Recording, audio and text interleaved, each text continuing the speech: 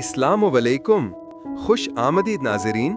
पिछले एपिसोड में हमने मौरूसी गुनाह पर बात की कि किस तरह बाइबल के मुताबिक आदम के गुनाह ने पूरी नस्ल को मुतासिर किया और इंसान गुनाह की हालत में पैदा होता है। हमने ये भी देखा कि मसीह में ही हमें इस गुनाह से निजात मिलती है, लेकिन इस्लाम का नजरिया इससे मुख्तलिफ है। आज के एपिसोड में हम देखेंगे इस्लामी नुक्ते नजर से आदम की खता। इस्लाम का मौक़िफ़। कुरान के मुताबिक आदम और हव्वा ने जन्नत में एक गलती की। उन्होंने ममनुआ दरख्त से खाया, मगर फौरन तौबा कर ली और अल्लाह ने उन्हें माफ कर दिया। अल-आराफ 7:23। ऐ हमारे रब, हमने अपनी जानों पर जुल्म किया, और अगर तू हमें ना बख्शे और हम पर रहम ना करे तो हम नुकसान उठाने वालों में से हो जाएंगे। अल-बकरा 2:37। फिर आदम ने अपने रब से चंद कलिमात हासिल किए तो अल्लाह ने उसकी तौबा कबूल कर ली। बेशक वही तौबा कबूल करने वाला और रहम फरमाने वाला है। इस्लाम के मुताबिक आदम की खता एक वक्ती लग़्ज़िश थी। उनकी तौबा कबूल हो गई। उनकी औलाद गुनाह के बोझ के बगैर पैदा होती है, यानी इस्लाम में मौरूसी गुनाह का तसव्वुर मौजूद नहीं है।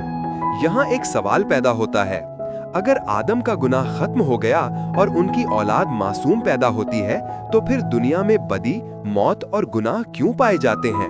हर इंसान क्यों बार बार गुनाह करता है?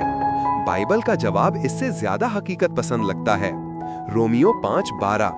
बस जैसे एक आदमी के वसीला से गुनाह दुनिया में आया और गुनाह के वसीला से मौत आई, और यूं मौत सब आदमियों में फैल गई क्योंकि सब ने गुनाह किया। हम देखते हैं कि इंसान की फितरत ही गुनाह की तरफ झुकाव रखती है। छोटे बच्चे भी झूठ बोलने, जिद करने और खुद गर्जी दिखाने की तरफ माइल होते हैं। अगर हर इंसान पाक और मासूम पैदा होता तो दुनिया में ये सब क्यों नजर आता? मसीही नुक्ता नजर ज्यादा मजबूत है, क्योंकि वो बताता है गुनाह सिर्फ एक वक्ती अमल नहीं, बल्कि इंसान की विरासती हालत है, और सिर्फ मसीह के वसीले से ही इस हालत से निजात मिल सकती है। 1 करंथियों 15:22। क्योंकि जिस तरह आदम में सब मरते हैं, उसी तरह मसीह में सब जिंदा किए जाएंगे।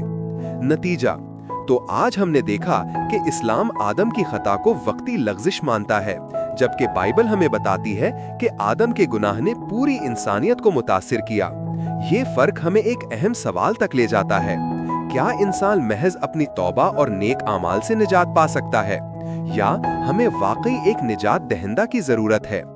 अगले एपिसोड में हम बात करेंगे, क्या सिर्फ आमाल और तौबा इंसान को बचा सकते हैं, या खुदा का फजल और कुर्बानी जरूरी है? खुदा आप सबको बरकत दे।